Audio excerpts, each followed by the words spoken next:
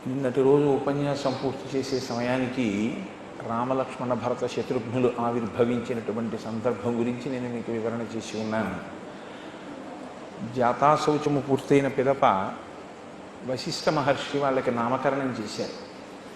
పెద్దవాడికి రాముడని, తరువాత జన్మించిన వాడికి భరతుడని, ఆ వెనక జన్మించినటువంటి వాడికి లక్ష్మణుడని, ఆ వెనక జన్మించిన వారికి శత్రుఘ్నుడని పేర్లు పెట్టారు. ఒక పేరు పెట్టడం అనేటటువంటిది సాధారణంగా లోకంలో జరిగేటటువంటి విశేషమే. ఎందుకంటే లౌకికంగా ఒక పేరు ఉండాలి కాబట్టి పిలవడానికి ఒక పేరు ఉంచుతారు. కానీ ఆ పేరు కొన్ని గుణములను కలిగి ఉంటుంది. ఈ పేరు అంటే ఇలా ఉంటారు అని మనం ఊహ చేస్తాం. కానీ పెద్దలు ఊహించి పెట్టినటువంటి పేరుకి ఆ వ్యక్తి జీవితానికి సమన్వయం ఉండాలని, కానీ పెద్దలు ఎలా ఊహ చేశారో అలా అతను ప్రకాశిస్తాడని కానీ మనం నమ్మడానికి అవకాశం ఏమి ఉండదు. ఎందుకంటే దేవీ భాగవతంలో వ్యాస భగవానుడు ఒక మాట అంటాడు, విద్యాధరో యథామూర్ఖో జన్మాంధస్తు దివాకర లక్ష్మీధరో దరిద్రశ్చ నామతేషాం నిరర్థకం. ఒక పిల్లవాడు పుట్టినప్పుడు ఆయనకి పెద్దలు ఓ పేరు పెట్టారు, దివాకరుడు అని పేరు పెట్టారు. దివాకరుడు అంటే సూర్య భగవానుడు, స్వయంగా ప్రభని విరజిమ్మగలిగినటువంటి వాడు. దివాకరుడు అని పేరు పెడితే ఆయన పుడుతూనే అంధుడై పుట్టాడు. అంధుడై పుట్టిన వాడికి దివాకరుడు అని పేరు పెడితే ఏమైనా సరిపోతుందా? విద్యాధరో యథామూర్ఖో, ఒక మూర్ఖుడు వాడు మూర్ఖుడు అవుతాడని ఏం తెలుసు, వాడికి విద్యాధరుడు అని పేరు పెట్టారు, వాడు మూర్ఖుడయ్యాడు. లక్ష్మీధరో, ఒక ఆయనకి లక్ష్మీధరుడని పేరు పెట్టారు, వాడు పరమదరిద్రుడయ్యాడు. లక్ష్మీధరో దరిద్రశ్చ నామతేషాం నిరర్థకం. ఆ పేర్లు ఏమయ్యాయి? పనికిరానివయ్యాయి. వశిష్ఠ మహర్షి ఇంతకాలం నుంచి కష్టపడి ఆ ఇక్ష్వాకు వంశానికి పౌరోహిత్యం చేసినటువంటి కార్యం, అసలు ఈ ఆవిర్భవించినటువంటి విష్ణు స్వరూపాలకి నామకరణం చేయడమే ఆయన యొక్క ప్రయోజనం. ఎందుకు నామకరణం చేయడం? నామకరణం చేస్తే ఏమొస్తుంది? మంచి పేరు పెట్టాడని దశరథుడు కట్నం ఇస్తాడా? అలా కట్నం కోసం ఆశపడేటటువంటి వ్యక్తి వశిష్ఠ మహర్షి మహానుభావుడు, బ్రహ్మవేత్త. ఆయన పేరు తలుచుకుంటే చాలు పాపరాశి దగ్ధం అవుతుంది.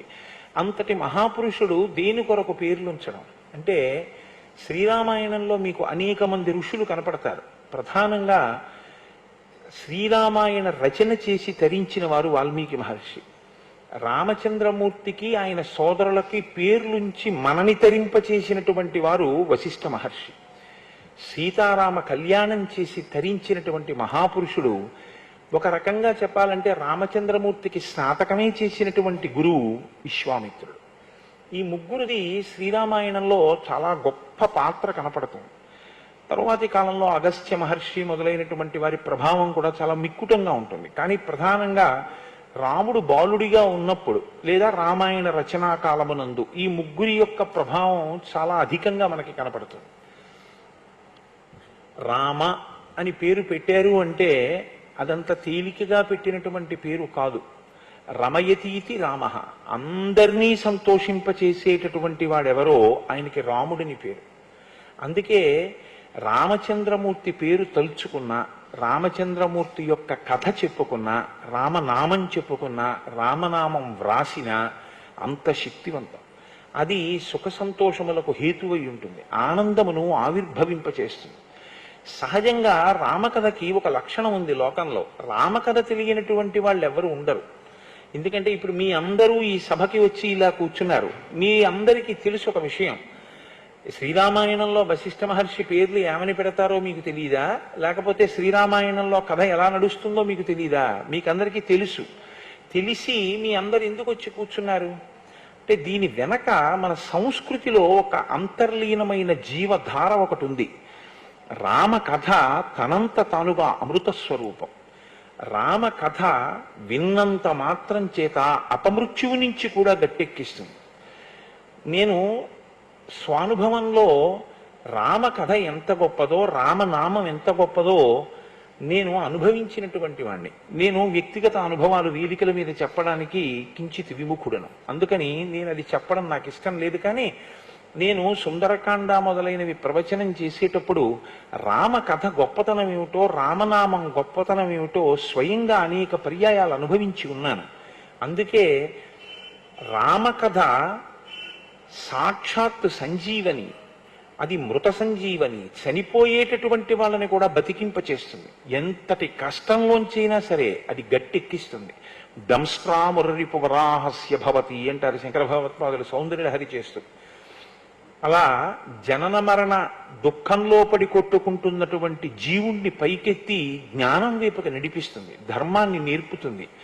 అసలు మనిషి జీవితానికి ఒక కొత్త కోణాన్ని తొడుగుతుంది. రామకథ బహుభంగిమల మనిషికి అమృతత్వాన్ని, ఒక నిశ్చితమైనటువంటి బుద్ధిని, సమగ్రమైనటువంటి నడవడిని అందచేస్తుంది.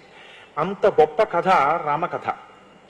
అటువంటి రామకథలో రామచంద్రమూర్తికి ఆ నామం ఉంచినటువంటి వారు వశిష్ఠ మహర్షి.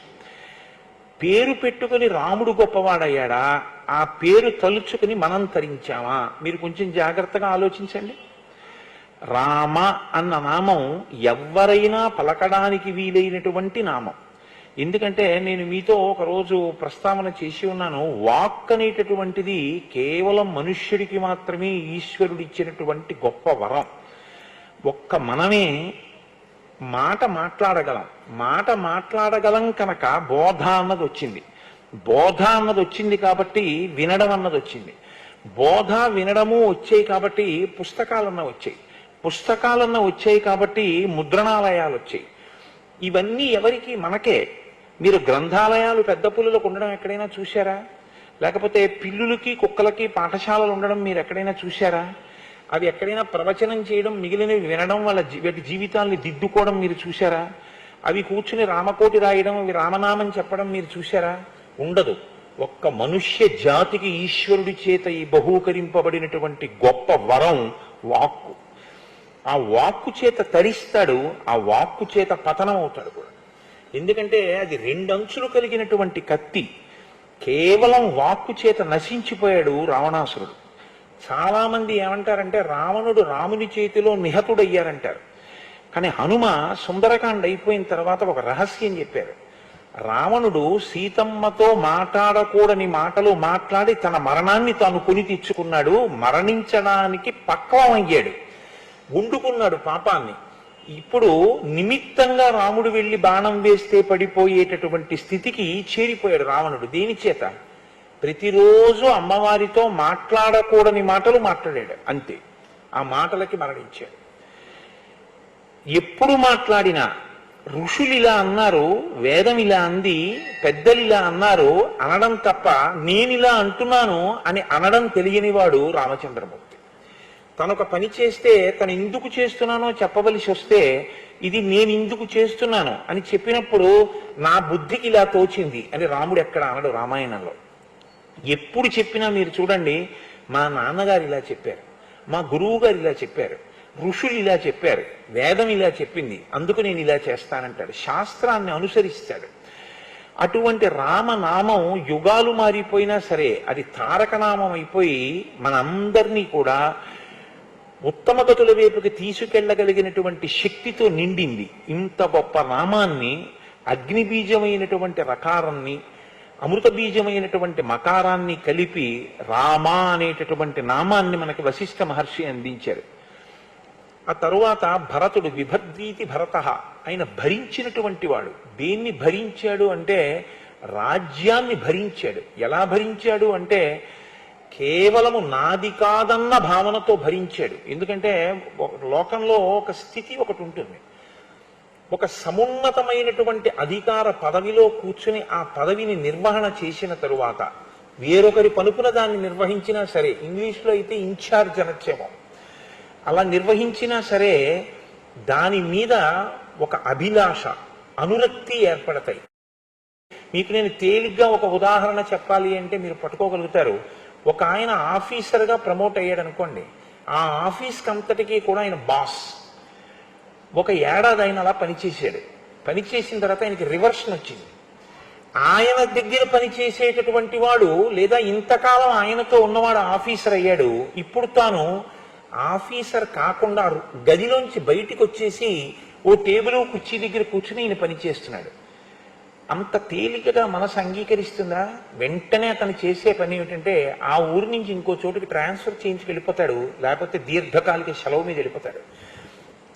దానికి ఒక సామెత చెప్తారు, పూలమ్మిన చోట కట్టెలు అమ్మలేమండి, ఇక్కడే అధికారి చేసి మళ్ళీ ఇక్కడే నేను ఇలా పనిచేయడం కుదరదంట. కానీ మీరు చూడండి, 14 సంవత్సరములు రాజ్యం చేశాడు భరతుడు. 14 సంవత్సరములు రాజ్యం ఎలా చేశాడంటే ఎప్పుడెప్పుడు రాముడు వస్తాడా, ఎప్పుడెప్పుడు రాముడి రాజ్యం రాముడికి ఇచ్చేద్దామా. కాబట్టి ఆయనకి రాజ్యం మీద అనురక్తి లేదు. కాబట్టి రాజ్యం ఎలా పోతే అలా పోయింది, మనకెందుకని పరిపాలించాడని మీరు అనుకుంటున్నారా? ఇది రామరాజ్యం, రాముడి రాజ్యం. 14 సంవత్సరముల తరువాత రాముడు వచ్చిన తరువాత దీన్ని నేను పరమ పదిలంగా మళ్ళీ రాముడికి అప్పచెప్పాలి. వ్యవస్థ పాడవకూడదు. రాముడే కూర్చుని పరిపాలిస్తే ఎంత ధర్మంగా ఉంటుందో అంత ధర్మంగానూ పరిపాలన నడవాలి. కానీ నేను కాదు, నా కొరకు కాదు ఈ పరిపాలన, ఎవరి కొరకు? మళ్ళీ తిరిగి రాజ్యాన్ని రాముడికి ఇచ్చేయాలి. ఈ భావనతో భరించాడు భరతుడు. ఇది అనితర సాధ్యమైనటువంటి ప్రజ్ఞ. అటువంటి భక్తి లోకంలో ఎవరికి ఉండదు. అందుకే పాదుకలు తీసుకొచ్చి సింహాసనం మీద పెట్టి తాను కింద కూర్చొని పరిపాలన చేశాడు. ఏమైనా కించిత్ రాగం అంటుకుందేమో చూద్దామని భారద్వాజ మహర్షి పరీక్ష పెట్టారు. ఆ పరీక్షలో నెగ్గాడైన. అంతటి గొప్పవాడు భరతుడు. అటువంటి స్థితిని పొందగలడు. ఊహించి పెట్టారు పేరు. ఆయన నిజంగా భరతుడయ్యాడు. లక్ష్మణుడంటే లక్ష్మీ సహితుడు. ఏమిటి ఆయన లక్ష్మి? శ్రీరామాయణంలో ఇద్దరు కనపడతారు మనకు అటువంటి లక్ష్మి కలిగినటువంటి వాళ్ళు. ఒకరు స్వామి హనుమ, లక్ష్మణమూర్తి. స్వామి హనుమని 1కి 10 మార్లు శ్రీమాన్ శ్రీమాన్ అంటుంటారు మహర్షి సుందరకాండలో. ఏమిటి ఆయన శ్రీమాన్? ఆయన ఏమైనా చెక్కు బుక్ పట్టుకెళ్లారా, ట్రావెలర్స్ చెక్స్ పట్టుకెళ్లారా, ఏటీఎం కార్డు పట్టుకెళ్లారా, ఎక్కడైనా కాఫీ తాగారా? రావణాసురుడి అంతఃపురంలో కనీసం ఒక అరటిపండు ఒలిచి నోట్లో వేసుకున్నారా? ఆయన తిన్నదేం లేదు. రామార్థం వానరార్థం చికీర్షం కర్మదుష్కరం సముద్రస్య పరంపారం దుష్ప్రాపం ప్రాప్తుమిచ్చసి అన్నారు విద్యాధరులు. కేవలం రాముడి కోసం, తాను జన్మించినటువంటి వానరజాతి ప్రతిష్ట కోసం అంతటి త్యాగమూర్తి మహానుభావుడు తన ప్రాణాలకే తెగించి రామకార్యం మీద వెళ్ళారు. అటువంటి వారు హనుమ. లక్ష్మణస్వామి తన జీవితంలో భోగం అనుభవించింది అన్నది మనకేం కనపడదు. యవ్వరాజ్యం ఇస్తే నాకు అక్కర్లేదన్నాడు ఆయన. పెద్దవాడు భరతుడున్నాడు, ఇచ్చేసేయమన్నారు. తండ్రి దశరథ మహారాజు గారు లక్ష్మణుణ్ణి వెళ్ళమని లేదు అరణ్యవాసానికి, రాముణ్ణి వెళ్ళమన్నారు. ధర్మపత్ని కనుక సీతమ్మ బయలుదేరింది. తమ్ముడు లక్ష్మణుడికి ఏం అవసరం? భార్యని విడిచిపెట్టి నేను రామచంద్రమూర్తిని శరీరంతో సేవించకుండా ఉండలేనన్నాడు. ఈ శ్లోకాన్ని ఎదర మీకు చెప్తారు మహర్షి. ఇది చిన్నతనం నుంచి లక్ష్మణుడి అలవాటు.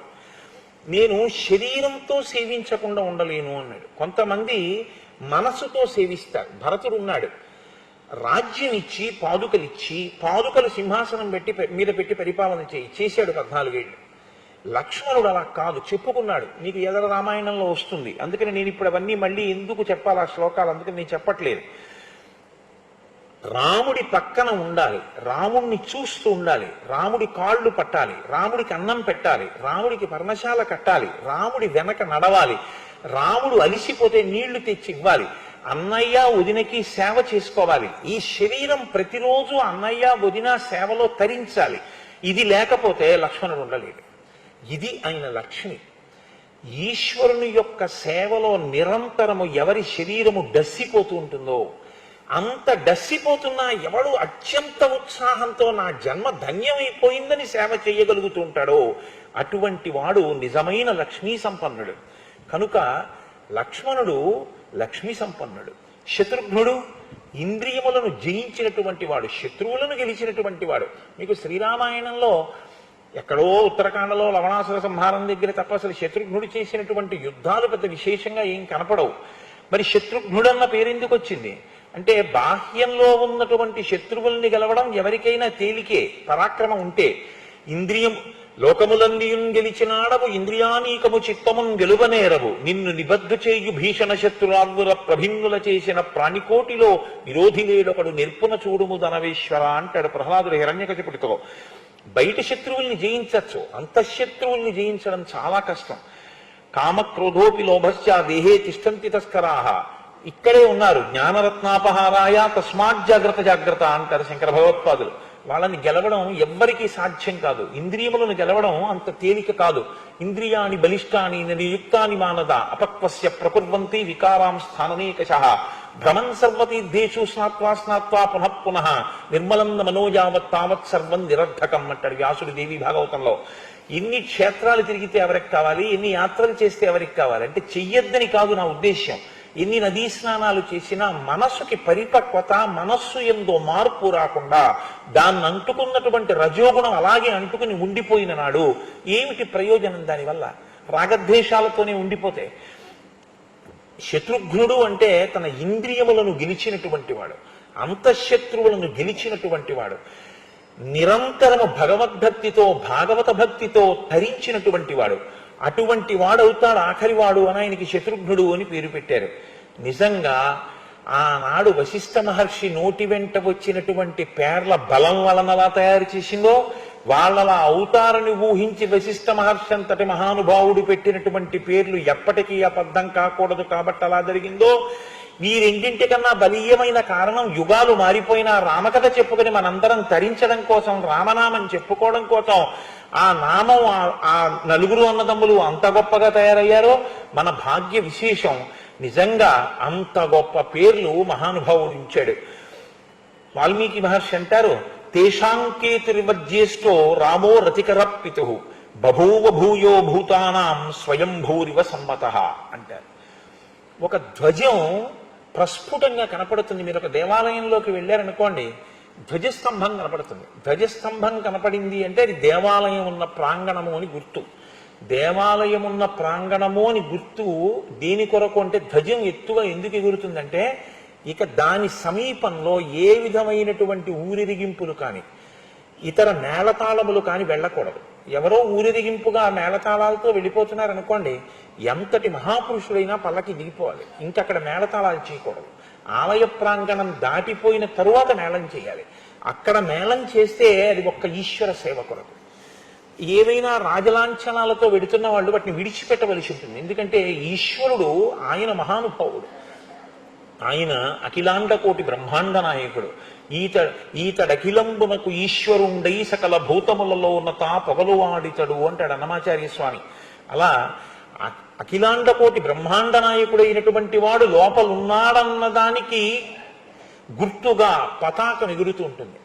ఆ వంశం అంత గొప్పది, అన్నదమ్ములంత గొప్పవాళ్ళు, ఆ ఇల్లు అంత శోభతో ఉంది, అక్కడ వాళ్ళంత సంతోషంగా ఉన్నారు అనడానికి గుర్తా అన్నట్టుగా, ధ్వజమా పతాకమా అన్నట్టుగా స్ఫుటంగా ఎత్తుగా ప్రకాశవంతంగా నలుగురు గుణవంతులైన ప్రస్ఫుటంగా తన గుణముల చేత సర్వభూతములను సంతోషింపచేస్తూ తేషాంకేతురివజ్యేష్టో రామో రతికరప్పితు ఆయన బభూవ భూయో భూతానాం సమస్త భూతములు రామచంద్రమూర్తిని చూస్తే సంతోషించేవి.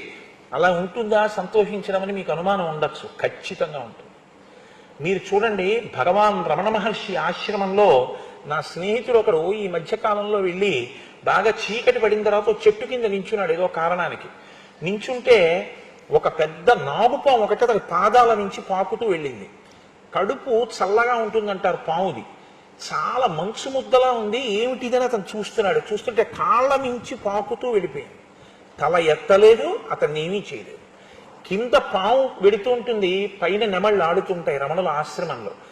ఋష్యశృంగుడు తపస్సు చేసిన చోట తప్పకి పాము పడగపట్టింది అంటే నిజమా అంటాం మనం. మీరు రమణ మహర్షి ఆశ్రమానికి వెళ్ళి చూడండి, ఆయన తపోబలం, అంతటి మహాపురుషుడు తిరిగాడినటువంటి ఆ ప్రదేశానికి ఉన్నటువంటి శక్తి, అది ఇప్పటికీ కూడా పరస్పర విరుద్ధమైనటువంటి భావములు కలిగినటువంటి ప్రాణుల మధ్య సయోధ్యని చేకూరుస్తుంటుంది. ఆ ప్రాణులు తమ మధ్య ఉన్నటువంటి వైరాన్ని మరిచిపోతాయి. కారణం ఏమిటంటే అన్ని భూతముల యందు బ్రహ్మమును చూసి తానలా రమించినటువంటి వ్యక్తి తిరుగాడినటువంటి భూమి. ఆ ప్రదేశానికి అటువంటి ప్రకంపన, అటువంటి వైశిష్ట్యం ఏర్పడుతుంది. కాబట్టి రామచంద్రమూర్తిని చూస్తే కూడా సమస్త ప్రాణులు సంతోషాన్ని పొందేవిట. విశ్వామిత్రుడు ఆశ్రమంలోంచి వెళ్ళిపోతుంటే పక్షులు జంతువులు కూడా ఆయన వెంట వెళ్ళాయి. ఆయన వాటితో చెప్పాడు, వెళ్ళిపోండి వెనక్కి, మీరు ఆశ్రమంలో ఉండండి, నేను వెళ్ళిపోతున్నాను హిమాలయ పర్వతాలకి, మీరు ఇక్కడ సుఖంగా ఉండండి అని చెప్పాక అవి వెళ్ళాయి. పక్షి భాషలో మాట్లాడా, జంతు భాషలో మాట్లాడా? అక్కర్లేదు. వాళ్ళు హృదయములతో మాట్లాడుకుంటారు. అది బ్రహ్మన్ అంటే. వాళ్ళు సర్వభూతముల యందు ఈశ్వరుణ్ణి చూస్తారు. మనము అభిషేకం చేస్తాం, ఒక బ్రహ్మర్షి అభిషేకం చేస్తాడు. తేడా ఎక్కడొస్తుందో తెలుసా అండి? మనం అభిషేకం చేస్తే మంత్రం పదార్థం ఈ రెండే మనకు ఉండాలి. మనం అభిషేక మంత్రం అయిపోతూ ఉంటుంది. నమచ్చోరాయచ శిష్యాయచ భేన్యాయచ శిఖత్యాయచ ప్రవాహ్యాయచ వృక్షాయచ హరికేశాయోపవీతినే పుష్టానాం పతయే నమో నమో అంటాం. మన పృష్ఠభాగాన్ని తీసుకెళ్లి అదే చెట్టుకు ఆనించి మనం నిలబడతాం.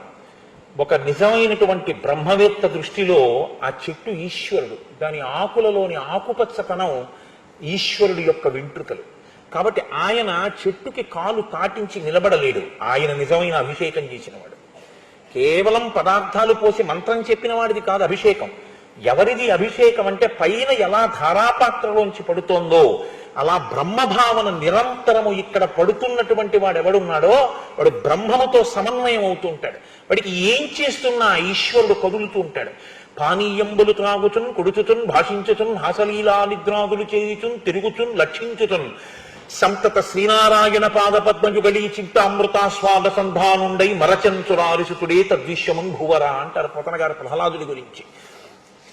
ఏది చేస్తున్నా ఈశ్వరుణ్ణి సమన్వయం చేసుకునే శక్తి ఉంటుంది. జపో జల్ప శిల్పం సకలమపి ముద్రా విరచన గతి ప్రాదక్షిణ్యాక్రమణవశనాద్యహుతి విధి ప్రణామ సంవేశ సుఖమఖిలమాత్మార్పణ దృశ అంటారు శంకర భగవత్పాదులు సౌందర్యలహరి చేస్తూ.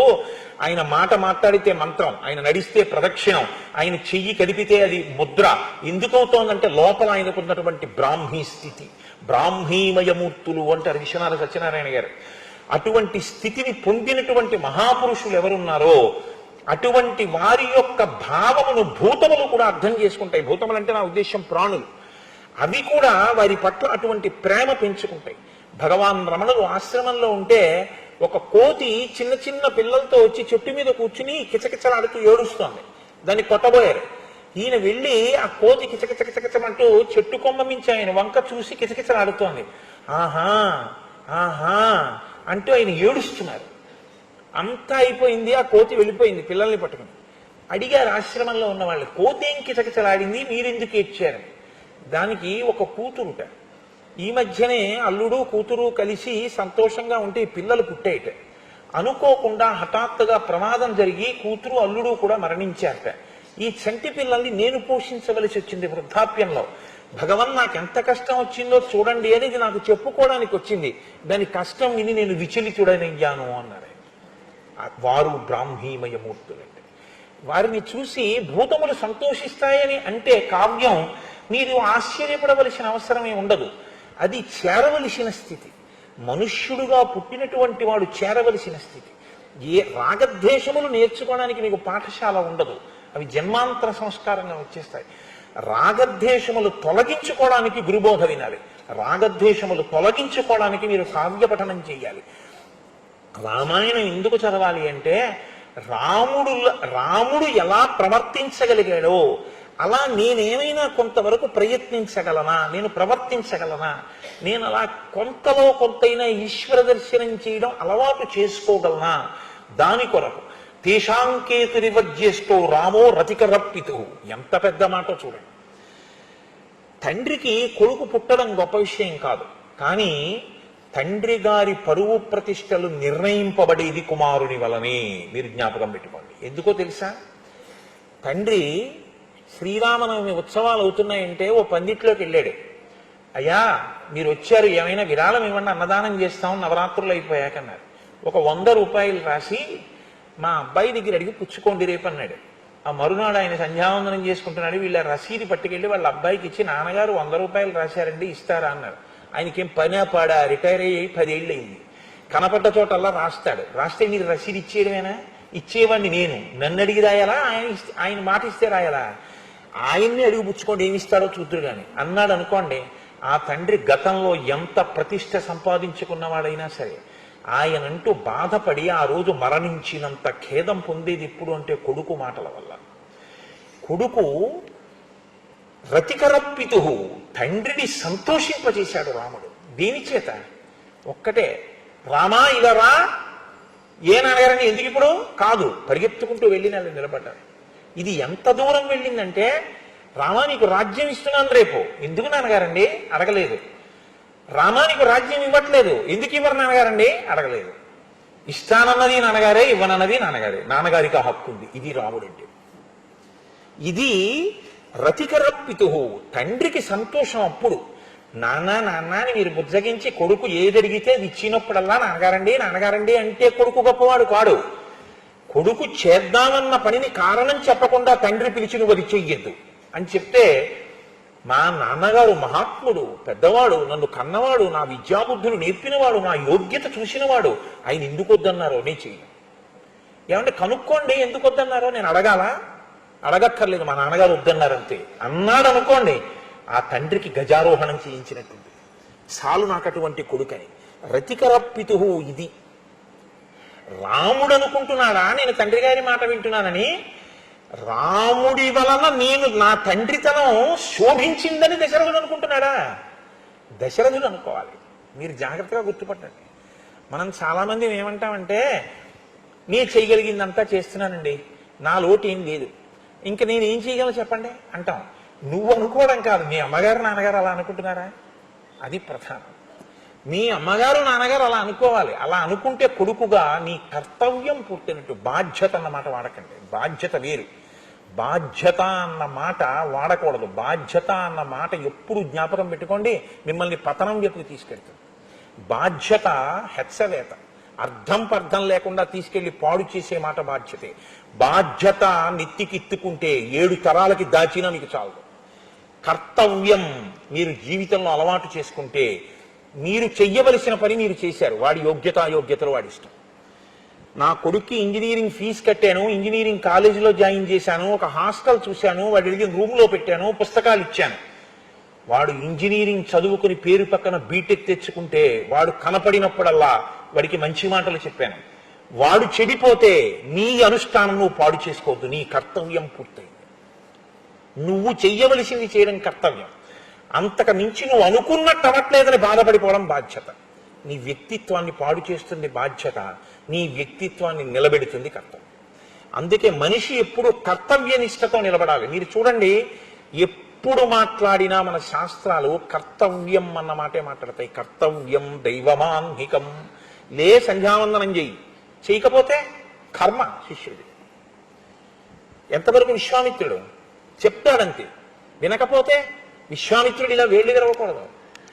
చూసామండి, చెప్పానండి, రాముడు లేవలేదండి, నీ పని నువ్వు చేసుకో బస్. ఒకనాడు వృద్ధిలోకి వస్తాడు, ఒకనాడు చేస్తాడు. నా వెంట వచ్చాడుగా, అదే గుర్తు మార్పుకి. ఒకనాడు చక్కటి స్థితిని పొందుతాడు, లోపల మాత్రం మంచి ఆశీర్వచనించి. నువ్వు కదిలిపోకు, ఇది కర్తవ్య నిష్ట. కాబట్టి తేషాం కోయతరివజ్యేష్టో రామో రతికరప్పితో బభూవ భూయో భూతానాం స్వయం భూరివ సమ్మతః సర్వే వేద విధ శూరాః సర్వే లోకహితే రతాః సర్వే జ్ఞానోపసంపన్నాః సర్వే సముదితా గుణైః. చాలా పెద్ద శ్లోకం అండి ఇది, చాలా పెద్ద శ్లోకం, నిజానికి చాలా గొప్ప శ్లోకం. ఇది నాకైతే అనిపిస్తుంది, ఈ శ్లోకం నేను అనేక పర్యాయాలు కళాశాలలో యందు ఉపన్యాసాలు ఇవ్వడానికి వెళ్ళినప్పుడు నేను ఈ శ్లోకాన్ని ఎక్కువగా ఉదాహరిస్తుంటాను. సర్వే వేద విధః శూరాః. ఒక అధ్యాపకుడు, ఆచార్యుడు, గురువు, మీరే పేరుతో పిలవండి, కించిత్ భేదం. ఒక బోధ చేసేటప్పుడు ఆయన ఉద్దేశ్యం ఏమిటి అంటే, అది అందుకోవాలి ఎదురుగుండా ఉన్న వాళ్ళకి తప్ప. ఇప్పుడు నేనే శ్రీరామాయణం మీద 4 మాటలు చెప్పడానికి వచ్చాను. నా ఉద్దేశ్యం ఏమిటి? నాకు తెలుసున్నది అన్నది ఏదైనా ఉంటే మీ అందరితో దాన్ని పంచుకోవాలి అన్నది నా ఉద్దేశ్యం. నాకు తెలుసునని కానీ మీకు తెలియదని కానీ కూర్చున్నవాడని మాత్రం కాదు. నేను మిమ్మల్ని అడ్డు పెట్టి చెప్పుకుని ధన్యుడినవుతాను అని. ఒక గురువు బోధ చేస్తే వాడు ఆవలించి కునుకుతున్నప్పుడు ముఖ్య విషయాలు చెప్దాం, వాడు వినకుండా మిగిలిన వాళ్ళు వింటారని చెప్పడం. అందరూ వినాలని చెప్తాడు. మరి అందరూ ఎందుకు సమాన స్థాయిలో అందుకోలేకపోతున్నారు? మీరు గమనించండి. అంటే గురువు యొక్క హృదయాన్ని, దానికే ఈ రెండిటికి మధ్యలో వచ్చే మాటని శాస్త్రం ఏమందంటే శ్రద్ధ అని పిలిచింది. మా గురువు గారు మాట్లాడుతున్నప్పుడు నేను వినకపోతే, నా దృష్టి ఇతర విషయముల వైపుకి వెళ్ళిపోతే, నేను నా జీవితంలో అత్యంత ప్రయోజనకరమైనటువంటి విషయాన్ని పోగొట్టేసుకుంటాను.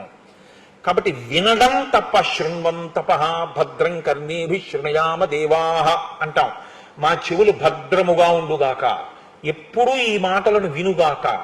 అలా వినడంలో మనసు వైక్లభ్యాన్ని పొందిందనుకోండి, ఇక్కడతో చాలు, ఇంకా ఆయన చెప్పితే మాత్రం మనకెందుకు అనిపించింది అనుకోండి, మీ స్థాయి శ్రద్ధ ఉన్నవాడి స్థాయిని పొందదు. గురువు గారి దగ్గర మీరు కూర్చుంటారేమో కానీ గురువు గారి హృదయాన్ని మాత్రం మీరు పుచ్చుకోలేరు. అందుకే శృంగగిరి పీఠాన్ని అధివసించినటువంటి చంద్రశేఖర భారతీ స్వామి వారు ఓ మాట చెప్తుండేవారు. మమ్మల్ని జగద్గురువు అని ఎందుకు పిలుస్తారో తెలుసా? మేము ఈ జగత్తంతా వెళ్ళి అందరికీ బోధ చేస్తామని కాదు.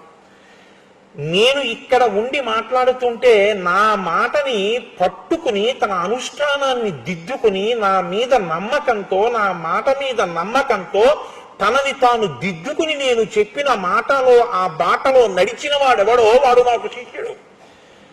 ఎప్పుడూ నా పక్కనే ఉన్నా నా మాట మీద లక్ష్యం లేనివాడు, నేను చెప్పిన దాని మీద నమ్మకం లేనివాడు నా పక్కనే ఉన్నా వాడు నాకు శిష్యుడు కాలేడు.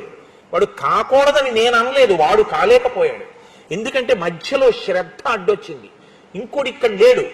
చంద్రశేఖర భారతీ స్వామిని నేను ఆయన శరీరంతో ఉండగా దర్శించలేదు. అనేక పర్యాయాలు చంద్రశేఖర భారతీ స్వామి వారు చెప్పిన మాటల్ని నేను వాడుతూ ఉంటాను.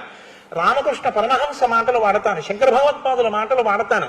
వాడుతున్నాను అంటే నేను శంకరుని చూశానా, నేను చంద్రశేఖర పరమాచార్య స్వామి వారిని చూశానా, నేను చంద్రశేఖర భారతీ స్వామిని చూశానా? నేను చూడలేదు మాంసనేత్రంతో. చూడకపోయినా నాకు వారి మాట స్ఫురణలోకి వచ్చింది అంటే ఆ స్థాయిలో నాకు వారి మాట మీద ఒక గురి ఉంది, ఒక విశ్వాసం ఉంది. అందుకే పుస్తకంలో ఉన్నది విద్య కాదు, మీ గుండెలలోకి వచ్చింది అనుష్ఠానం. పుస్తకం, గురువుగారు చెప్పిన పుస్తకం ఇంట్లో పెట్టుకుంటే మీకు ఎంతవరకు పనికి వస్తుంది? పుస్తకం గభాల గూట్లోంచి లేచి అడ్డంగా వచ్చి నువ్వు ఈ పని చెయ్యొద్దు అని మీకు అడ్డుపడలేదు. శ్రీరామాయణం పుస్తకాన్ని అక్కడ పెట్టి మీరు తాగిన ఎంగిలి కాఫీ కప్పు కూడా రామాయణం పక్కన పెడితే రామాయణం గభాలను ఎగిరి పక్క బల్ల మీదకి వెళ్ళదు.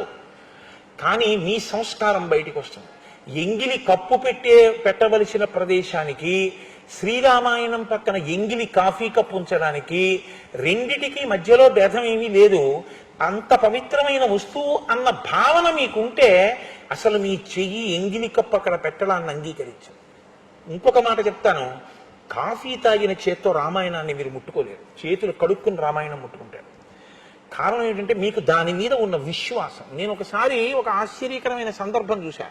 చంద్రశేఖర పరమాచార్య స్వామి వారి అనుగ్రహ భాషణాలు చదువుకుంటున్నాడు నా మిత్రుడు. నేను ఒకసారి వాళ్ళ ఇంటికి వెడితే మడి కట్టుకుని ఇలాంటి బల్ల మీద పెట్టి అతను చదువుకుంటున్నాడు, దర్భాసనం వేసుకుని.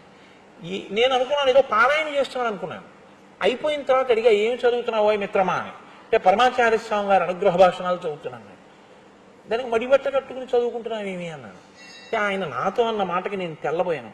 పరమాచార్య స్వామి వారి అనుగ్రహ భాషణం నేను చదివితే పరమాచార్య స్వామి వారు నా ఎదురుగుండా వచ్చి కూర్చుని మాట్లాడినట్టే కదా కోటేశ్వరరావు గారు. అది నేను చదువుతుంటే అదేగా నా మనసులోకి వెళ్తుంది. పరమాచార్య వంటి మహాపురుషుల ముందు నేను కూర్చుని వింటే పైన చొక్కాతో బనీంతో కూర్చోనుగా. అందుకని విప్పేసి మడిబట్ట కట్టుకుని పరమాచార్యయే చెప్తున్నారు అని వింటున్నానండి, అలా చదువుతున్నానండి అన్నాడు. సా శ్రద్ధ కవితా సిద్ధి యయా వస్తుపలభ్యతే. వారికి లభిస్తాయి, గురు బోధ తలకెక్కుతుంది. సర్వే వేదవిద శూరాహ. ఎక్కడొచ్చింది ప్రజ్ఞ? వశిష్ఠుడి దగ్గర రామ లక్ష్మణ భరత శత్రుఘ్నులు నలుగురు విన్నారు. రాముడు నేర్చుకున్నంత లక్ష్మణుడికి రాలేదు, లక్ష్మణుడు నేర్చుకున్నంత భరతుడికి రాలేదు, భరతుడు నేర్చుకున్నంత శత్రుఘ్నుడికి రాలేదు అని మీరు చెప్పే అవకాశం రామాయణంలో ఉందా? లేదు. గురువు గారు ఏం చెప్పారో అది నలుగురికి సమానంగా వచ్చింది. అంటే ఇప్పుడు శ్రద్ధ నలుగురిది ఎటువంటిది? ఒక్కలాంటిది. ఇది ఎవరి అదృష్టం? తండ్రి అదృష్టం. ఎంత సంతోషపడిపోతాడా తండ్రి. ఏమి పిల్లల్ని కన్నావయ్యా దశరథ, ఏది చెప్తే అది నలుగురు పట్టుకుంటారు, నలుగురు అనుష్ఠిస్తారు. ఇంకా భేదం లేదు నలుగురి మధ్యలో, ఒక్కలా పట్టుకుంటారు. గురువు గారు చెప్పాక పరీక్ష రాస్తే నలుగురి ఆన్సర్ పేపర్ ఒక్కలా ఉంటుంది అన్నమాట. అంత బాగా అర్థం చేసుకున్నారంటే గురు హృదయాన్ని పట్టుకోగలిగినటువంటి శ్రద్ధ కలిగినటువంటి వారు.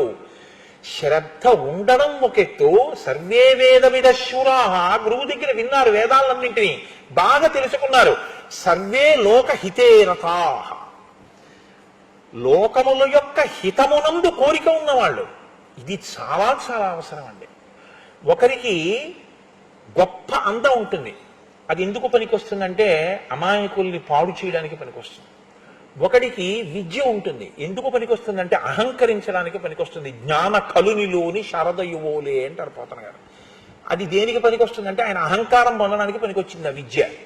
ఒకడికి ధనం ఉంటుంది, దేనికి పనికొచ్చింది అంటే దాచి దాచి దాచి తుదకు దొంగలకిత్తురో దొరలకవునో, లేకపోతే దాని మీద భ్రాంతి పెంచుకుని పెంచుకుని పెంచుకుని మార్కండేయ పురాణంలో చెప్పినట్టు అదే తలుచుకుంటూ శరీరం విడిచిపెట్టి ఎక్కడ ఏ భోషాణంలో పెట్టి డబ్బు బంగారం నగలు దాచాడో దాని మీద భ్రాంతి పోక చీకటిగా ఉన్న ఆ భోషాణం కిందకి ఎవరైనా వచ్చి తీసేస్తారేమోనని తన కొడుక్కి తన బిడ్డలకే దక్కాలన్న భ్రాంతితో దాని కింద విషం తోకలో పెట్టుకుని నోట్లో పెట్టుకుని పావు పిల్లో తేలో జిర్రు అయి కింద పడుకుని ఉంటాడు చీకట్లో చమాయింపులో. ఎందుకంటే ఎవరొస్తారో కరిచేద్దామని. తీరా వచ్చి కొడుకు తీస్తూ ఉంటాడు, ఎవరో తీసేస్తున్నారు, అమ్మో ఖర్చు పెట్టి వస్తున్నాడు, పాడు చేసేస్తున్నాడు, వెళ్ళి కుట్టబోతాడు. దేని పెట్టి కొడతాడు? చెప్పుచ్చు కొడతాడు. కొడితే చచ్చిపోతూ అనుకుంటాడు, ఇంత సంపాదించాను, ఇక్కడ కాపు కాశాను, చెప్పెట్టి కొట్టి చంపేస్తున్నాడు. తీరింది భ్రాంతి అంది మార్కండేయ పురాణం. దేని మీద పెట్టుకున్నావో అది నిన్ను ఉద్ధరించేది కాదు. సర్వే లోకహితేరతాహ. రాముడు లక్ష్మణుడు భరతుడు శత్రుఘ్నుడు నేర్చుకున్న విద్యలు వాళ్ళని పాడు చేసుకోవడానికి పనికి రాలేదు. మాకింత ధనుర్వేదం వచ్చు కదండి, అయిందానికి కాంజానికి బాణాలు వేసేస్తాం అస్త్రాలు వేసేస్తాం అనలేదు. మాకింత విద్యొచ్చు కదండి మేము అహంకరిస్తాం అనలేదు. మేమింత అందగాళ్ళం కదా, పుంసాం మోహన రూపాయ పుణ్యశ్లోకాయ మంగళం. నా తండ్రి మగవాళ్ళు మోహించారు మా స్వామిని చూసి రామచంద్ర ప్రభువుని. అయినా తనంత తాను విధించుకున్నటువంటి షరతు, నేను ఏకపత్ని వ్రతుణ్ణి. అన్ని చదువుకున్నాడు, ఆయనకి మాట్లాడడం చేత కదా. రామో దీర్ణాభిభాషతే, అమ్మా నేను 2 మాటలు మాట్లాడను, ఒక మాట అన్నానా అది జరగవలసిందే, అందుకే తక్కువ మాట్లాడతాను, ఎక్కువ మాట్లాడు రామచంద్రమూర్తి. ఇది క్రమశిక్షణ. ఈ క్రమశిక్షణ వల్ల ఎవరు దానివల్ల సుఖాన్ని పొందారు? లోకం సుఖాన్ని పొందింది. సర్వే లోకహితేరతాహ. ఇది పండినప్పుడు లోపల ఆ విద్య పనికి మాలింది కాలేదు. ఆ విద్య అడ్డు పెట్టుకుని సమాజాన్ని ఎలా పాడు చేయొచ్చో నేర్చుకోలేదు. మీరు అందుకే చూడండి, మీకు ఒక మాట చెప్తాను, దీనికి పరాకాష్ట ఎక్కడుంటుందో తెలుసా అండి? భయము అని ఒక మాట ఉంటుంది. ఈ భయము అన్న కోణంలోంచి మీరు ఆ కళ్ళజోడు పెట్టుకుని చూడండి, అసలు మీకు ఈ ప్రపంచంలో దీని నుంచి దాటగలిగినటువంటి వాడు ఎవ్వరూ కనపడ్డాడు. భయము. సింహం ఉందనుకోండి భయమే, పెద్ద పులి ఉందనుకోండి భయమే, పావుకి భయమే, కుక్కకి భయమే, పిల్లికి భయమే, నాకు భయమే, నీకు భయమే, అందరికీ భయమే. ఎందుకు భయం? ఏమో ఎవరేం చేస్తారో భయం. ఏది కాకపోతే అమ్మో నేను చచ్చిపోతానేమో భయం. ఈ భయం నుంచి విడుదల పొందగలిగినటువంటి స్థితి కలిగిన ప్రాణి అంటూ ఉంటే లోకంలో ఒక్కటే ఉంది, ఒక్క మనుష్యుడే. మీరు ఆలోచించండి జాగ్రత్తగా. ఇప్పుడు నేను తొందరపడి దాని మీద పెద్ద వేదాంతం చెప్పక్కర్లేదు, మీరు బాగా ఆలోచించండి. తర్వాత ఒక పులి అలా ఏం భయపడినా అది ఆలోచించడానికి దానికి ఏం మేధస్సు లేదు. ఒక్క మనిషి మాత్రం ఈ భయం అన్న మాట ఏమిటి, అసలు పడిపోయేది ఏది, ఏది మృత్యువు, దీనికా మృత్యువు నాకా మృత్యువు అని ఆలోచిస్తే ఇది మారుతోంది, మారుతున్నది పడిపోతుంది, మారుతోందని తెలుసుకుంటున్నది మారలేదు. బాల్యాదిశ్యపి జగ్రదాదిషు తదా సర్వాస్వస్థాస్యపి వ్యావృత్తా స్వనువర్తమాన మహివేత్యంత స్ఫురంతం సదా స్వాత్మానం ప్రకటీకరోతి భజతాం యో భద్రయా ముద్రయా తస్మై శ్రీ గురుమూర్తయే నమయిదం శ్రీ దక్షిణామూర్తయే అంటారు శంకర భగవత్పాదులు. మారిపోతున్నటువంటి శరీరాన్ని, మారుతున్న అవస్థల్ని మారకుండా చూస్తున్నది ఒకటి ఉంది.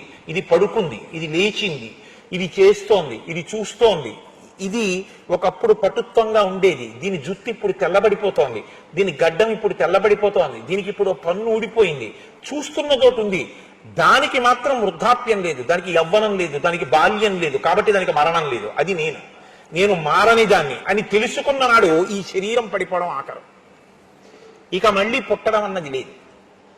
చమత్కారంగా ఒక కవి అన్నాడు, ఈశ్వర నీకు నేను చేసే ఆఖరి నమస్కారం ఇది అన్నాడు. ఏమంటావేమో, గత జన్మలలో నమస్కారం చేయలేదు కాబట్టి ఇప్పుడు పుట్టాను, ఇప్పుడు చేశాను కాబట్టి పుట్టాను, కాబట్టి ఇదే ఆఖరి నమస్కారం. కాబట్టి ఆ ప్రజ్ఞ భాషించడం, సర్వే లోకహితే రతాః, తాను భయము నుంచి తప్పుకోవాలి, ఇతర ప్రాణులను నిష్కారణమైన భయమునకు గురి చెయ్యకూడదు. మీరు బాగా జ్ఞాపకం పెట్టుకోండి ఒక విషయాన్ని, మిమ్మల్ని తీసుకెళ్లి ఎన్ని సుఖకరమైన వస్తువుల మధ్య కూర్చోపెట్టినా శాంతి అన్న మాట మీ మనసులో లేకపోతే మీకు అవి సుఖమును ఇయ్యజాలవు. బాగా విచారణ చేయండి. నేను అన్నమాట, నన్ను తీసుకెళ్లి ఏసీ హాల్లో కూర్చోపెట్టి, హోమ్ థియేటర్ అయ్యా, ఎవరు లేరు, నీకు ఇష్టంగా నర్తనశాలలో పద్యాలు కాబట్టి అదిగో నీకు చూపిస్తున్నాను చూడు, అదిగో ఆ పద్యాలు విను ఒకసారి, నీకు మహాభారతం విరాట పర్వంలో పద్యాలంటే చాలా ఇష్టంగా చూడు, అదిగో ఆ ఘట్టం చూపిస్తున్నాం అన్నారనుకోండి, నా మనసులో ఏదో అశాంతికారకమైనటువంటి విషయం ఒకటి దొల్లుతోందనుకోండి. ఇప్పుడు నాకు ఆ నర్తనశాల చూస్తున్నా, ఏసీ థియేటర్లో ఉన్నా నాకు చెమటే పడుతూ ఉంటుంది.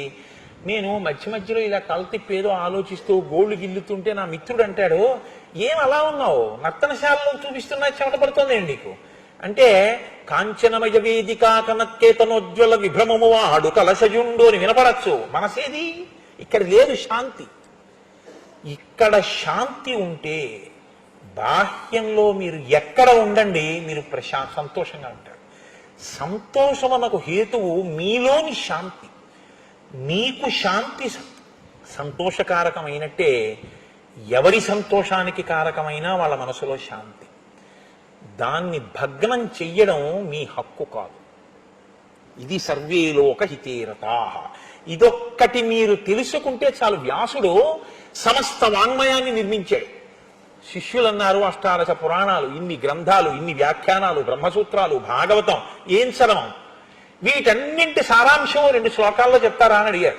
వ్యాసుడు అన్నాడు, దానికి 2 శ్లోకాలు ఎందుకు, మళ్ళీ సారాంశం చెప్పేదానికి ఒక్క పాదంలో చెప్తాను, బాగా వినండి అన్నాడు. ఏమిటో తెలుసా సారాంశం అంతా? సమస్త వాంగ్మయానికి కూడాను పరులకు ఉపకారము చెయ్యడమే ధర్మం, పరులను పీడించడమే అధర్మం. అదే ఈ సమస్త వాంగ్మయానికి కూడా సారాంశం. అదొక్కటి తెలుసుకోండి చాలన్నాడు. అదే వేద ధర్మం కూడా అయినప్పుడు మీరు ఇతరుల శాంతికి భంగము కాని రీతిలో ప్రవర్తించడం అలవాటైతే అది ఎక్కడి నుంచి రావాలి? గురుబోధ జీర్ణం అవ్వాలి లోపల. ఎప్పుడూ గురువుగారు పక్కన ఉండరు. ఏది పక్కన ఉంటుంది? లోపలికి వెళ్ళినటువంటి గురువాక్యం మీకు తోడుగా ఉంటుంది. మా గురువుగారు ఇలా చెప్పారు, నేను అలాగే ప్రవర్తిస్తాను. ఈ గురువాక్యం మిమ్మల్ని ఎప్పుడు నిలబెడుతూ ఉండాలి. అందుకే తల్లిదండ్రులు గొప్పవారా, గురువు గొప్పవాడా అంటే గురువే గొప్పవాడు. తల్లిదండ్రులు ఉపాధిని ఇచ్చారు, మళ్ళీ ఇంకో ఉపాధిలోకి వెళ్లకుండా చేయగలిగిన వాడు గురువు. కాబట్టి తల్లిదండ్రుల కన్నా గురువే గొప్పవాడు. ఆ గురువాక్యం ఇక్కడ ఉండాలి. అస్తమానం వశిష్ఠుడు పక్కన ఉన్నాడండి రాముడికి, అస్తమానం విశ్వామిత్రుడు పక్కన ఉన్నాడా? ఎవరు పక్కన ఉన్నారని ధర్మం పాటించాడు? ఎవరు పక్కనున్నారని రాముడయ్యాడు, అందరికీ సంతోషం కల్పించగలిగాడు? అంటే గురువాక్యాన్ని లోపల పెట్టుకున్నాడు. అందరి శాంతికి తాను కారకమై అందరూ సంతోషించడానికి తాను హేతువయ్యాడు. ఇది నువ్వు కావాలని చెప్పడం రామాయణం తప్ప రాముడికి సర్టిఫికెట్ ఇవ్వడానికి నువ్వు రామాయణం చెప్పవు. నీ సర్టిఫికెట్ రాముడికి అక్కర్లేదు. ఇప్పుడు నువ్వు కొత్తగా ఇవ్వాల ఓ సర్టిఫికెట్ రాసి రాముడికి ఇవ్వక్కర్లేదు. ఇప్పుడు మీరు కొత్తగా రామాయణంలో రాముడు గొప్పవాడిని తెలుసుకోవలసిన అవసరమూ మీకు లేదు. రామాయణం దేనికి వింటాను, దేనికి చదువుతా అంటే రాముడు సర్వలోకహితే రతాః ఎలాగా అన్నది అర్థమైతే నువ్వు నీ గురువు దగ్గర అలా ఉండాలి. నువ్వు సమాజంలో అలా నడువడి, అటువంటి నడవడితో నువ్వు ఉండాలి. ఇది నీకు రావడానికి రామాయణం. అందుకని పర్వతాలున్నంత వరకు, నదులు ప్రవహించినంత వరకు రామాయణం చెప్పబడుతూనే ఉంటుంది. రామాయణం చెప్పబడినంత కాలం మానవత్వం బతికే ఉంటుందన్నారు. కాబట్టి సర్వే వేద విదశూరాః సర్వే లోకహితే రతాః సర్వే జ్ఞానోపసంపన్నాః, అందరూ జ్ఞానాన్ని పొందారు. అలా ఎలా పొందారు అంటే మీకు చెప్పా, అందరిది ఒకటే శ్రద్ధ. ఒకనొకప్పుడు ప్రజాపతి 2 శిష్యుల్ని కూర్చోబెట్టుకున్నాడు, విరోచనుడు, ఇంద్రుడు. కూర్చోబెట్టుకుని పాఠం చెప్పాడు ఆయన. కొంతవరకు విన్నాడు విరోచనుడు. చాలు, శరీరంతో మనం పొందవలసినటువంటి సుఖశాంతులు భోగభాగ్యాలు వీటి గురించి విన్నాను, ఇంకా ఆత్మ గొడవ మనకెందుకని చెప్పేసి ఇంకా అక్కడి నుంచి వినడం మానేశాడు ఆయన శ్రద్ధతో. ఆయన ఏ స్థాయిని పొందాడు?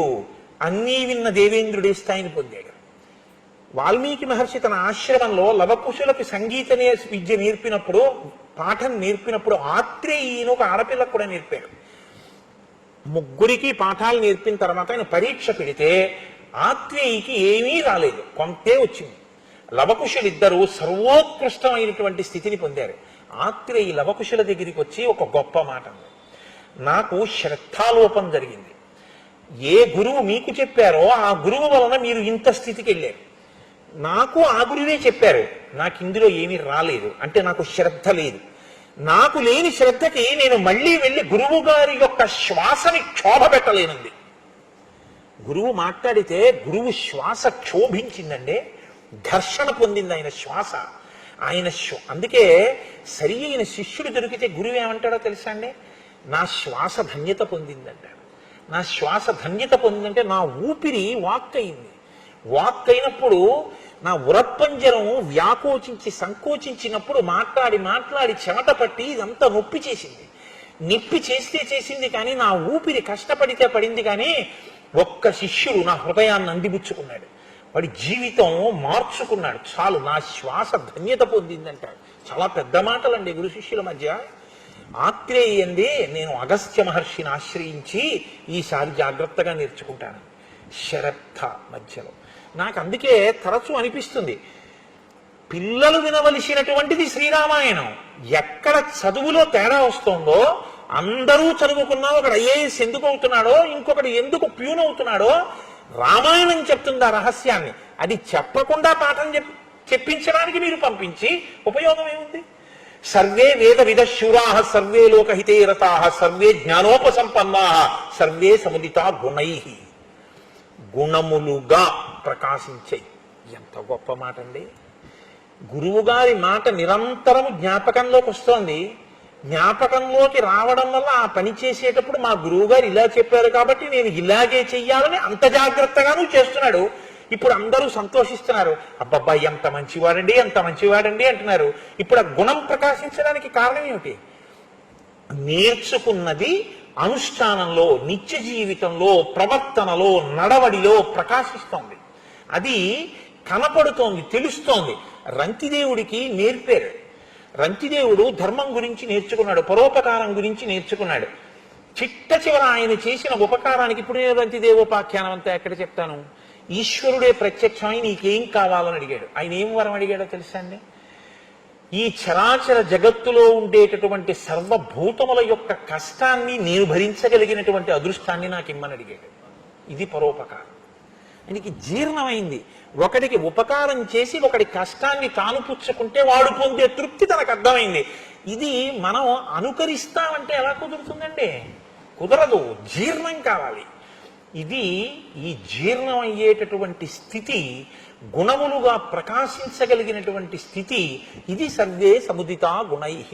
శరణాగతి అంటే ఏమిటో, ఆర్తితో వచ్చి నిన్ను నేను చేరాను రక్షించు అని అడిగితే ఒక క్షత్రియుడు ఎలా ప్రవర్తించాలో నేర్పాడు వశిష్ఠుడు, నేర్పాడు విశ్వామిత్రుడు. చిట్ట చివర విభీషణుడే వచ్చాడు. తన భార్యను ఎత్తుకుపోయిన వాడి తమ్ముడు ఆకాశంలో నించున్నాడు. ఎవ్వరూ వద్దన్నారు. రాముడు అన్నాడు, ఒక బోయవాడికి ఒక పక్షి ఆశ్రయం ఇచ్చింది, క్షత్రియుణ్ణి నేనంతటి వాణ్ణి చేసి తీరాలి, విభీషణుడికి ఆశ్రయం ఇస్తున్నానన్నాడు.